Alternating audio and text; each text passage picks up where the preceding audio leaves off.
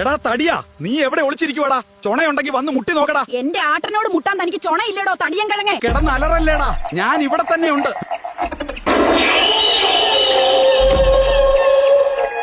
രണ്ടും കൂടി എനിക്കിട്ട് പണിയാൻ വന്നതാണോടി? ഇവൻ എന്റെ ഇടി താങ്ങാനുള്ള ശേഷി ഉണ്ടോടി? എടോ കിഴങ്ങ, താൻ ഒരുപാട് ആളാവല്ലേ. താൻ ആദ്യം എന്റെ ആട്ടനോടൊന്ന് മുട്ടി നോക്ക്. അപ്പൊ അറിയാൻ തനിക്ക് ആട്ടൻ ആരാണെന്ന്. തന്നെ ഇന്ന് ശരിയാക്കൂടോ. ആദ്യം നീ അവനോട് ബൈക്കിൽ നിന്ന് ഇറങ്ങാൻ പറ.